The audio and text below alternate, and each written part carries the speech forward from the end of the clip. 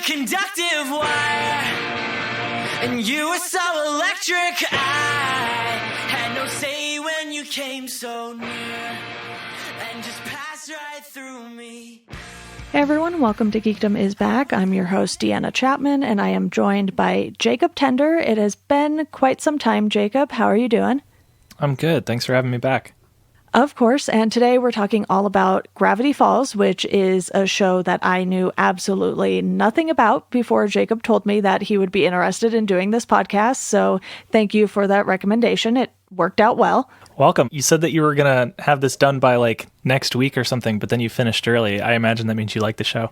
Yeah, it was one of those things where I was sitting there and I realized I had watched like 7 episodes and only had 2 left. So I was like, well, I'm just going to finish this. And because, as you know, I've been reading and watching a ton of Stephen King stuff, I was like, okay, let me just get Gravity Falls out of the way, because right now I'm in the middle of watching the like 5-hour Stephen King's The Shining miniseries. Oh, yeah. So I have to have that done for tomorrow.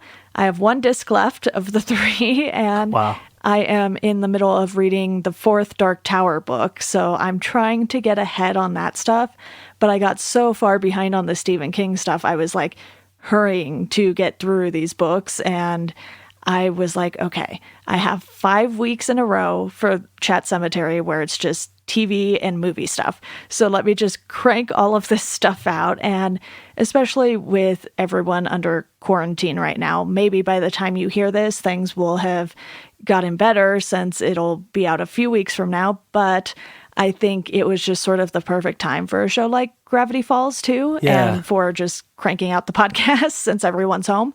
Yeah. Productivity is both, it's in a weird place right now, isn't it? Yeah. I found myself to be like very productive in certain areas and less productive in other ways. So I'm like finishing up my last semester for my new degree, and that involves, some pretty major projects. And I can't say that I've been particularly productive in those areas, but with side projects and my job and projects that we're doing there, I'm like way ahead of the curve. So it's definitely a weird time, and I find myself trying to relax as much as I can, because I think people with a certain kind of personality, and I think you probably fall into this camp too, when you're not doing something, there's like usually a guilt that's associated with that. It's like a restless sort of guilt. It's like, oh gosh, I should be doing something. I need to be working on something. But when you're at home all the time and there's no separation between, school and home or work and home, it can be hard to draw that line. Like, okay, when is quitting time? Have I done enough for the day? Like, I didn't hit 8 hours, but have I accomplished enough work for the day? And can I go play Animal Crossing? That's a hard question that I've been asking myself every day, but I've been trying to manage it. I have felt guilty quite a few times when playing Animal Crossing lately, because I bought the game quite a while after everyone else. So everyone was talking about it and they were like, you need to get it. I was like, okay, let me get through this stack of podcasts that I know I have to edit, because with URM, they started releasing 3 episodes a week to keep people busy. And their episodes are anywhere from 2 to 3 hours each for the most part. Yeah. So I'm one of the random people who had an uptick in work. So then I was like, okay, I have more podcasts to edit. I got another client, and I am kind of trying to figure out how to not just work all day. Sometimes I'll like crank out one of those episodes in a day, and it's almost 6 to 8 hours worth of work in a day. But for the most part, because I do my own podcast like this one, I'm like, okay, when should I do something for fun? Because even though watching Gravity Falls was fun, obviously, it was also podcast prep. So it's for me, that line is super blurry, because while editing is work, I don't consider the podcast prep work necessarily. Sometimes Stephen King books feel like work, but it just depends on how much I like them. And with Gravity Falls, it did not feel like work at all, which was nice, because I didn't even bother like taking notes during it, which I'll do a lot if I'm just watching a movie or something real quick. And it was because of sort of the style of it. And, season 1 really introduces you to the whole world, to the characters. You get this feeling that, okay, this thing is supposed to last for a summer. They're visiting this place for the summer, and then they're going to go home at the end of it. So you kind of have this finite story that you're going to tell. Yeah. Yeah, exactly. I think that was one of Alex Hirsch's main goals when he created the show. He was asked many, many times if there was going to be another season or another story that follows what transpires in season 2. And it just was never in the cards for him. He always wanted to make a very finite story inspired on his own life with his twin sister when they went away for a summer. And that was the inspiration, and that was it. He wanted to have a very concise story. And I think they achieved that.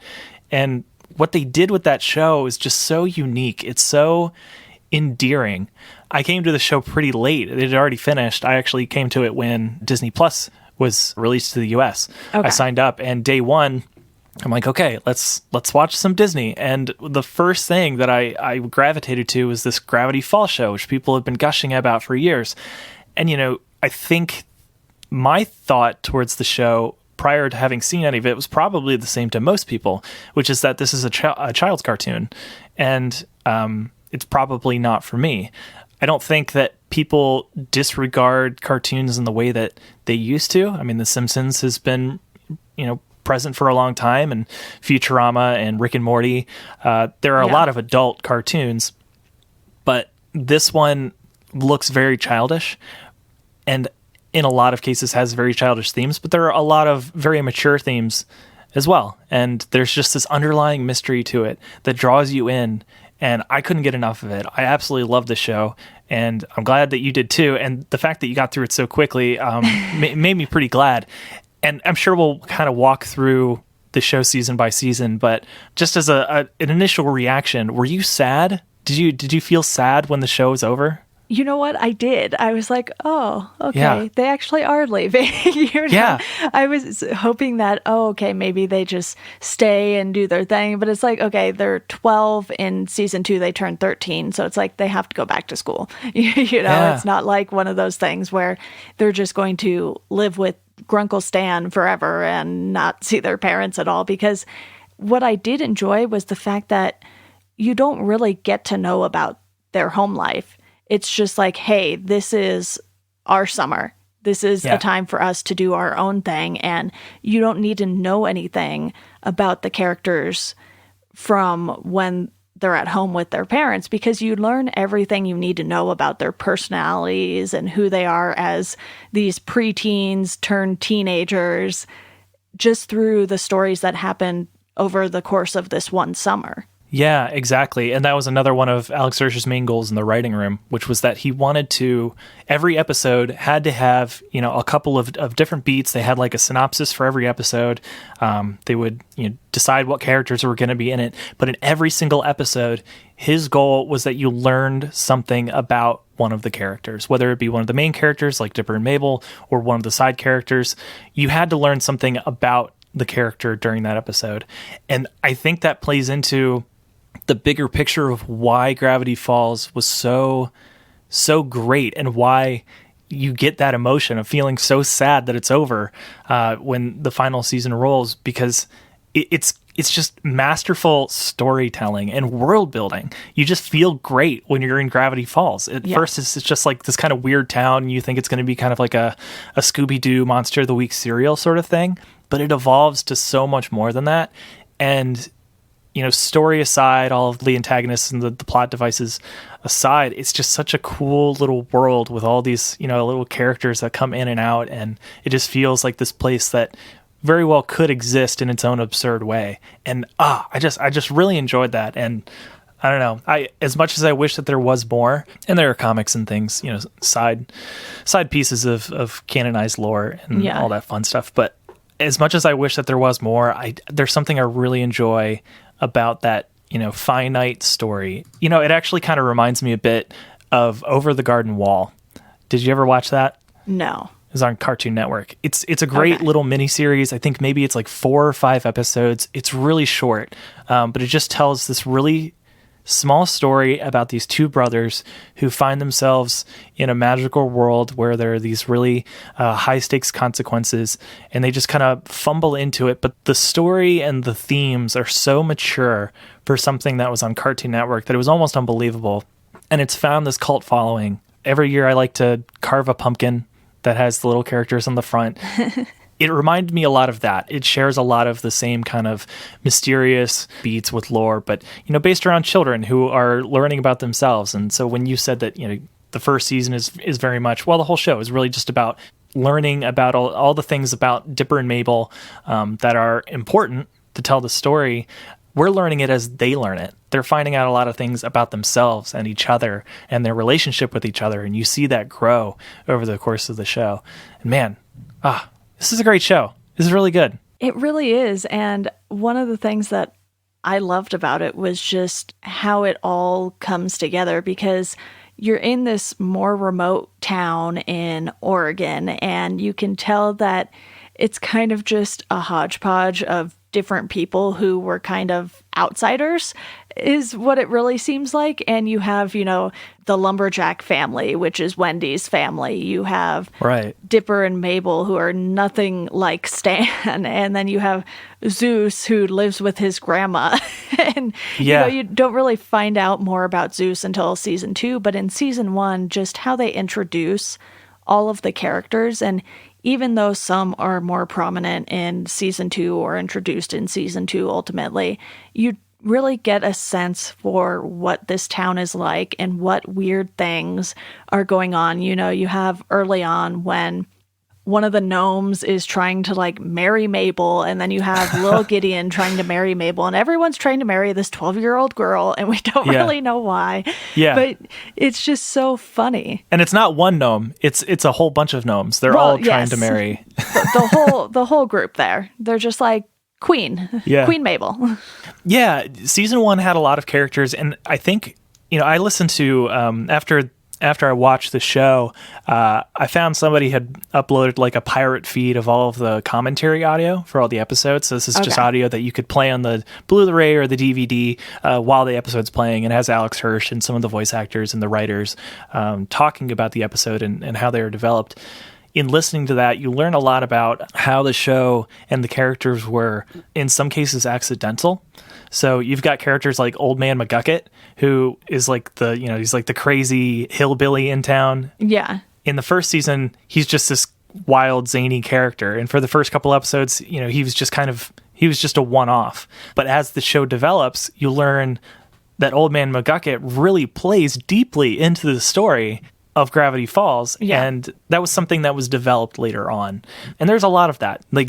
After the show, the first 3 episodes or so were released and aired, they got some feedback from the audience on the characters that they loved and the themes that they loved, and a lot of that played into how they placed the beats of the story. I think a lot of the main ideas were kind of there, but the way that they moved towards those different landmarks in the Gravity Falls Pine story changed a lot over the course of the show, and it's really interesting to kind of hear about what that's like. So if you end up liking the show, I would recommend getting the DVDs, because I don't think they have the commentary tracks on Disney Plus. That's something that they should add. But all I saw were some little additional shorts that I didn't end up watching, but it really sets you up to not know what's coming next with season 1, because at first you kind of think, oh, maybe it is going to be like a Monster of the Week type of thing, like Scooby-Doo, because you have the gnomes, you have, the creature that's off on the island that they go to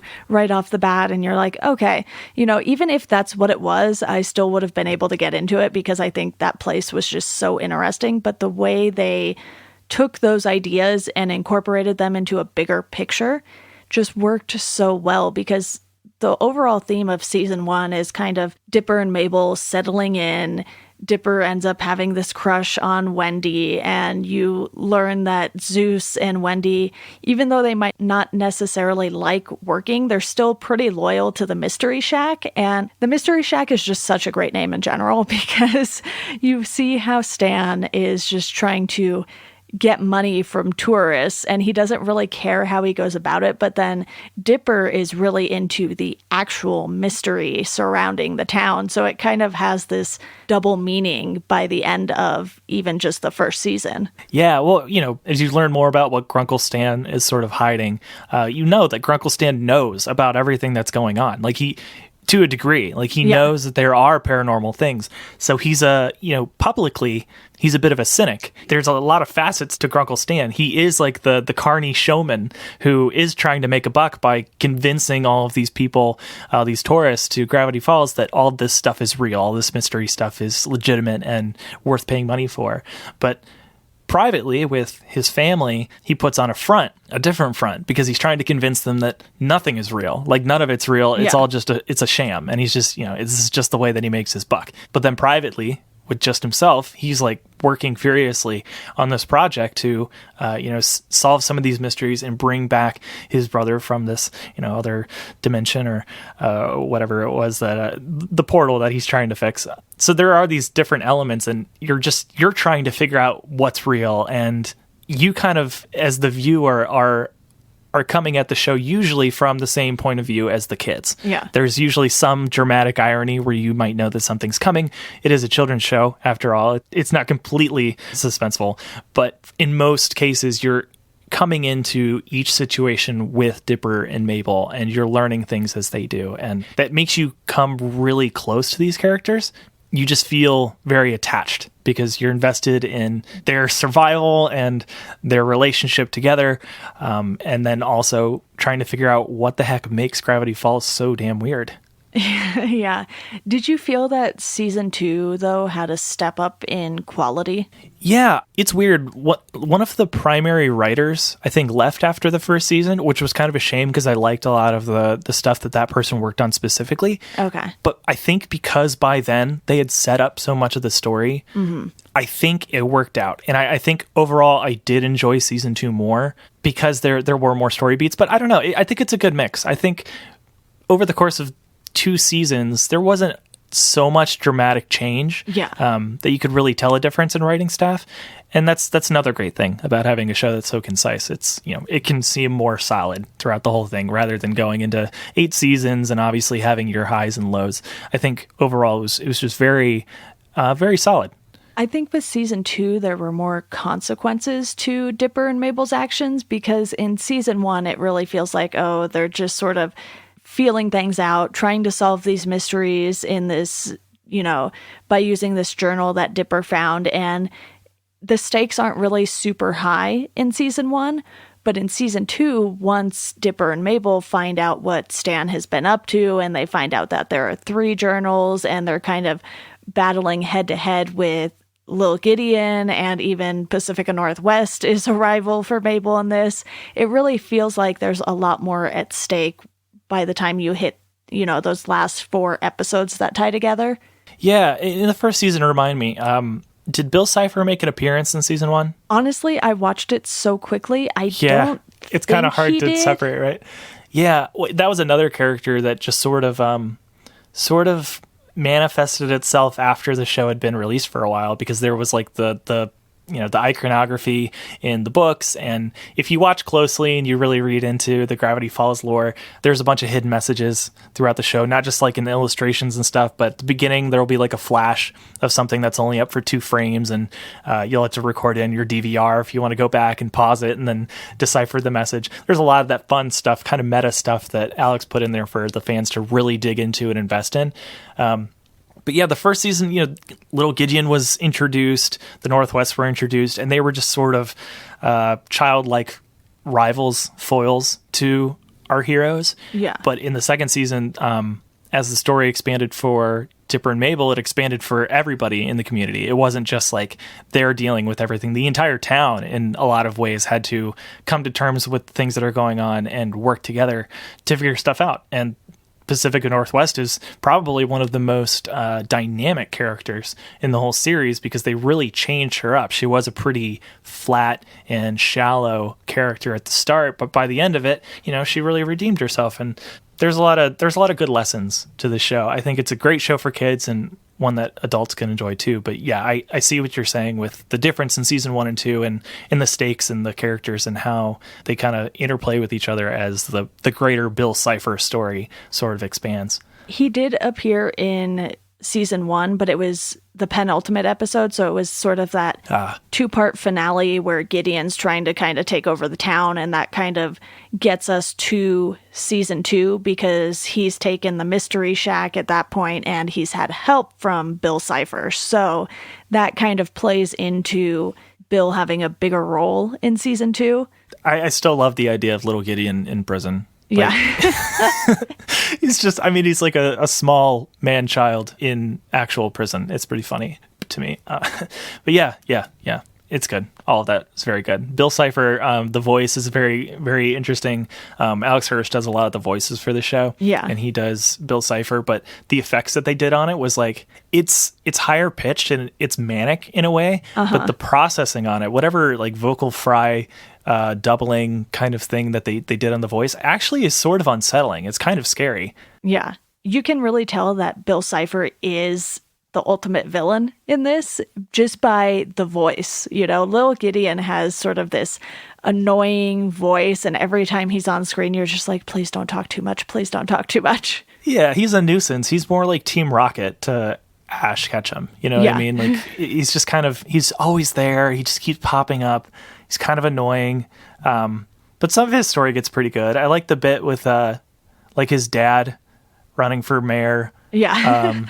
Against Grunkle Stan. That was a pretty good one. Yeah, there's a lot of good Gideon moments, but overall he's just kind of a background nuisance. Yeah, what I really love about season 2 though is just how it had more of a overarching theme. You have the whole thing with Bill Cipher going on in the background pretty much all the time, but you still have all of Mabel's various crushes and how those kind of come back to haunt her for a bit. And you have Dipper still trying to get over Wendy, and then he, tries talking to too many girls at once, and that gets him in trouble. So you have the struggles of being a preteen that also kind of just build up with the second season, because then you have Dipper and Mabel going separate ways a little more, because by that point Mabel has found friends in Candy and Grenda, and then Dipper's trying to hang out with the older kids, so they kind of do their own thing, but then they have to come back together in the end to really just figure everything out. And I thought that was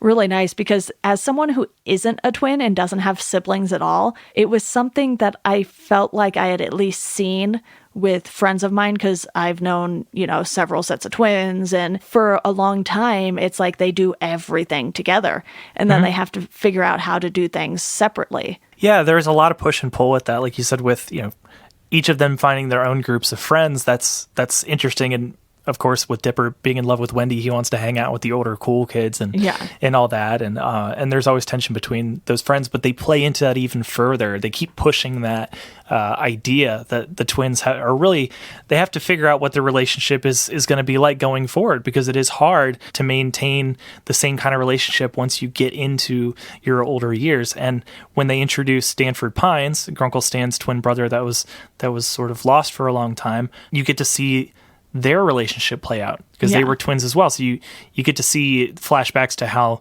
their relationship changed and eventually completely crumbled. And that's really sad. And so while you have Dipper, who idolizes Stanford Pines, who is like the genius and the mystery solver, there is that one episode where Stanford gives Dipper sort of the opportunity to stay in Gravity Falls and become his apprentice, which is everything he wanted from the beginning of season 1. When he found the book, he wanted to be the mysterious author of the journals. So when he gets that opportunity, it's a big testing point for his relationship with his twin sister, who, just kind of wants to like go off to school, but is scared of high school and growing up and all of those things. So you have these odds, but at the end of it, they come back together, and that's a really kind of heartwarming thing, because they realize, over anything else, they need each other. And I think that's one of the primary themes, is that family's important. And of course, this whole show, all of the twin stuff is based off of Alex Hirsch and his own twin sister and their childhood and their relationship. So there's a lot of reality based in it. Yeah, and you have the other quote-unquote family members who aren't actually part of the family. Zeus is just always around. And in season 2, we do see him at his house more, because when they, lose the shack, they have to go stay with him and his grandma, like towards the end of season 1 there. And then they're kind of still there when, you have other things going on. And then at the end, when Grunkle Stan basically hands the mystery shack over to Zeus instead of closing it down, you see his grandmother moving in right away. And it's just so funny how they portray, Zeus's relationship with the grandmother, even though she's not really too big of a character. It's like she just pops in at just the right moments to let you know, like, this is what Zeus has been living with and just how she takes care of him. Because in season 2, you find out more about why he doesn't like his birthday, why he doesn't talk about his family at all, because his father kept saying he was going to show up and never did. So then, because he feels like family to Dipper and Mabel, they go through like this galactic battle for him just to try and make his birthday better and enjoyable so that he can have something to look forward to on his birthday every year going forward. Yeah, that's the great thing about Zeus. At the beginning of the show, he's just this affable idiot. Everybody loves him because he's just kind of a goofball, not super intelligent. At least doesn't seem super intelligent. Is really into video games. Like, he's just kind of a dork. But the only thing that he really has going for him is his job at the Mystery Shack. That's it. And so he's really loyal to Stan Pines for that reason, because he's like the closest thing that he's ever had to a father figure, even if maybe Stan doesn't have the highest regard for him. Like, he's all he has. And then over the course of the summer, through all these misadventures, he becomes really close with the twins and finds his own little family. And so even though he has his grandma, obviously living with your grandma is it's sort of an isolating thing. It doesn't really help him get a lot of dates, which they do venture into in that one episode. But over the course of the summer, Zeus finds out a lot about himself and finds a family. So even when Dipper and Mabel leave at the end of the summer, Zeus has someone, and I think that's just one of those really intentional things that they thought about over the course of the show, because people got onto the show very, very fast and very passionately. And so they love these characters. And so I think they really did what they could to make sure that every character in the show got their comeuppance in whatever way that the people felt that they deserved. And none of it felt shoehorned. None of it felt forced. It was all a very natural storytelling process. And I think that's a result of a lot of passion and a lot of work, because it's very easy to just keep producing episodes, but to put in the level of detail and thought into where are all these characters going in the next couple episodes, thinking ahead that far, I think that's what, at the end of the day, really makes this show super special.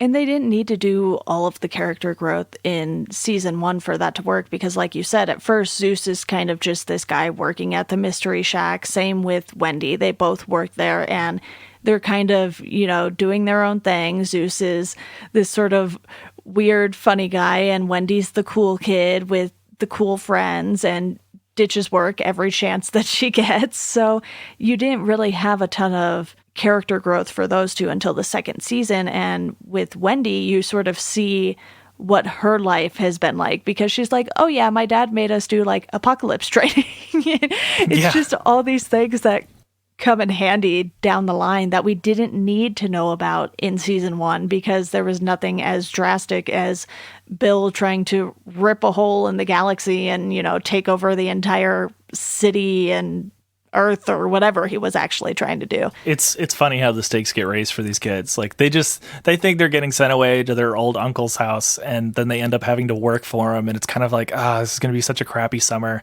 And then things start warming up and things get interesting and things are fun. And then all of a sudden it's like world-ending stakes, which is, it's goofy. It is a cartoon, but it's a fun one. But a lot of it comes because Grunkle Stan was not telling them the truth the entire first season and a half. Yeah, but I mean, what reason does he have to? Yeah. He knows that Dipper is into all of this stuff, but he doesn't know about the journal. He doesn't know that Dipper and Mabel have actually been dealing with magic gnomes and all of this other stuff. He's just been sort of in the background minding his own. And then when finally it all clicks, like, he knows that he can't hide it anymore, and it all comes out. But yeah, I'm glad you like the show. I love this show, and I look forward to watching it again sometime. I watched it, sometime mid to late last year, so it'll probably be a bit. But it is a show I think about fairly often which is sort of strange for being marketed as a child show, but it's something that I think about, and it's fun. It's just a really good, short, fun thing you can watch over the course of like 3 or 4 weeks. And yeah, I think if people were to check out the show, if they haven't, I mean, if you've made it to the end of this podcast, hopefully I tried not to spoil too much of it because I know that some people listen through spoiler warnings, but if you haven't listened or watched the show, you should. It's a good one. There's still so much we haven't even mentioned that goes on in the show, though, that is certainly worth watching. And I just want to talk about a few quick overall things because we haven't even mentioned, Mabel getting waddles and her relationship with this pig the entire time, which I don't really think that's a spoiler because, lots of kids end up having pets, and it's just so funny that she chooses a pig of all pets to get, and that just kind of goes to show how weird everything is in Gravity Falls. And she always has a different sweater on, which sometimes ties into the story, sometimes doesn't. Yeah, Mabel's mega cute. Like, she's so funny, and she's just light personified. She's just rainbows and glitter and stickers and stuff all the time, which sounds annoying, but Kristen Shaw brings such an energy to it. It's not annoying. It's just so endearing and so goofy. You can't help but love Mabel from the start. She's just so good. And then, of course, Waddles, later voiced by Neil deGrasse Tyson, which was super exciting, I guess, for Alex Hirsch. He was like really excited to get Neil deGrasse Tyson. Yeah. But yeah, it's pretty great. Yeah, the voice cast does a really nice job throughout this. And, you have Linda Cardellini voicing Wendy, which it took me a minute to catch on to that. And then when I was like going through IMDb, I was like, wow, they got Linda Cardellini, they got J.K. Simmons, they got Neil deGrasse Tyson, they got all of these names. T.J. Miller, John DiMaggio, Will Forte, like there's tons of names in such small parts throughout this thing. Justin Roiland even had a part in this. He played Benjamin Blandon. Okay. Oh, I love that. So great. Yeah. Nick Offerman. Yeah, I mean, it's just full of great names that I think that they could only get because people really trusted the show. They knew, like they were, a lot of them were watching it themselves, like grown-ass adults who have things to do, other more important movies and shows to do, but they like the show because it's something different. It's really interesting. And it's like they didn't get any kids to voice the kids. You have Jason Ritter voicing Dipper, and you're just like, okay, this still works. And obviously, the Ritter family has been around for quite some time. Several of John Ritter's kids are in the business. Unfortunately, he had passed away, but I believe even his father was an actor too. So it's like, it's nice to see that people with these names that sort of stand out to you are just out there doing voice work. And they didn't just get people who are solely known for doing voice work, which I don't think is a problem. You have plenty of people like Tara Strong who do voice work for everything under the sun, and they probably make a killing doing it. So it was just so nice to see that they switched things up from, just voice actors. Yeah, it's good. And I think they had a lot of fun with it. And in a lot of cases, if they couldn't get somebody to do it, Alex Hirsch had to do it. So you get to see the dynamic range of the creator of this show throughout the entire thing, because he does so many voices. It's funny. I'm excited to see. I'm a big Alex Hirsch fan. After watching this, I kind of dug more into what he's all about. And I don't know, he just seems like a really interesting dude. And I'm excited to see what he's doing at Netflix, because Netflix signed him for a series. And I'm excited to see what that turns out to be. Yeah, I'll have to keep an eye out on that too, because this just really took me by surprise, because a lot of the animated stuff that I watch will be your typical Marvel and Star Wars stuff. So I've watched all of the Star Wars animated shows, and I even watched Resistance, which wasn't everyone's favorite Star Wars animated show. But it's one of those things where I don't look at animated shows as just cartoons for kids, because even going back now and watching some of like the early Scooby-Doo episodes, you catch on to things that were meant for the adults, especially SpongeBob too. I think that show put in so many jokes for the adults. You're like, oh, I see what they did here, because they knew parents would be watching these things with their kids. Yeah. SpongeBob's one that I've been thinking about going back to, because as a kid, that show annoyed the ever-living shit out of me. Like, I was born during the right time for SpongeBob. That show was coming out as I was, it was made for me. but it was just so obnoxious. I couldn't stand his laugh. I thought Patrick was so stupid. But now as an adult, I'm looking at my iMac screen right now, and I have a chat window up in the corner with a couple of friends, and there are a bunch of SpongeBob memes just repeating in front of me right now. It's a show that I think I might have to go back and watch, at least maybe some of the earlier seasons, because I find myself referencing things from that show, and I haven't watched that show since it came out. But those things stuck with me. Even though I thought it was so annoying as a kid, No, This Is Patrick is a bit that I think about all the time. It's so funny. So yeah, like cartoons are dynamic. There's a lot of range to these things. It doesn't have to be marketed as like a Rick and Morty where you know it's going to be gross and made for adults to be enjoyable by adults. Yeah. Gravity Falls is great. I'm sure that there are other Disney shows that are great. I know some of the people who worked on Gravity Falls went off to work on some other show that I think involves frogs. I don't know, but that might be something I'd check out down the line. What are those two shows that people also really seem to like? Adventure Time, and I think there's one more. Big Mouth or something? I think there's one on Netflix. No, Big Mouth's Netflix, and that one's kind of grody, but Yeah. Adventure Time's another one where, you know, it's like a kid's show, but a lot of people really gravitate to it for its deeper themes and bigger lessons. So I see that one mentioned a lot. And I think maybe they've expanded into like books and podcasts or something too. They definitely have comics, that much I know, but I know there's a character named Jake. That I know. all the reason for you to watch it. But yeah, I really just loved how well this all came together. And as soon as I noticed that there were going to be some like horror elements to the stories, I was like, oh yes, I am all in on this. Yeah, what's that one creature that's like always hiding behind something? Oh man. You know what I'm talking about? I think it maybe came up in the show. Maybe it was one of the shorts. So that's possible, and maybe you didn't see it. But there's like this one creature that's always hiding behind something, and I love the idea of it. It kind of reminded me of the primary villain in Over the Garden Wall, but Okay. it was pretty cool. There's a lot of good stuff in there. Good creatures. They didn't just do like known creatures either. I think that was one of their goals, was to not just do like a werewolf episode or Like the Loch Ness Monster and yeah. yeah. There was always like a new twist. It was always some kind of new thing. Like maybe it had roots in something that exists in existing folklore, but they always try to do something new with it, so it wasn't expected. I think they did a good job with that. Yeah, and you have shapeshifters. You have the Summerween episode, which I really love that episode because I'm all for Halloween in the summer now. Summerween, that episode was so good. I want to be that character so badly. What was that character's name? Oh man, what was his name? Oh, was it the Trickster? The Summerween Trickster? Yes.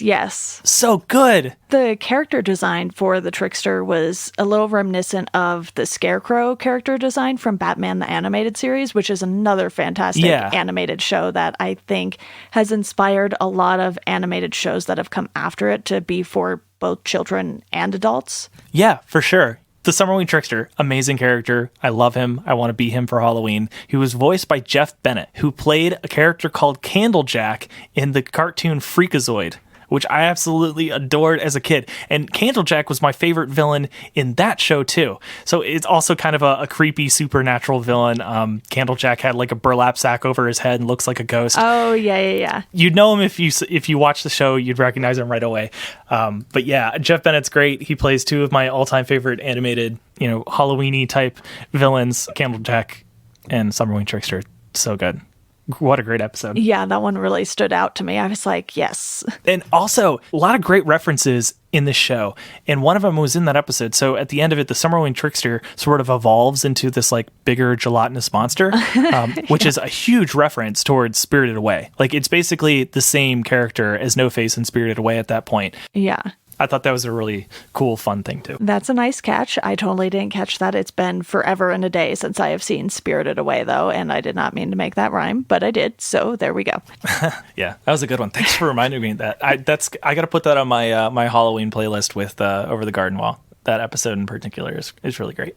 Yeah, you can tell that they had a lot of fun with just the designs for this stuff and the characters that would only come in for even just an episode. They put a lot of thought into how these things would look and how these characters or creatures would interact with Dipper and Mabel in particular. And it just worked so well because that was another one of those episodes where you can see that Dipper wants to go do his own thing, but Mabel keeps pulling him back and wanting him to go trick-or-treating with her and dress up, even though he wants to go hang out with the cool kids who are too old for trick-or-treating. And it just sort of becomes this big ordeal because he takes off his costume when he sees that Wendy is going to be driving by with her friends and all of the candy falls, and it just sort of escalates everything. I think they do such a great job of taking something that is simple, like not wanting to go trick-or-treating anymore because you think you've outgrown it, and then turning it into this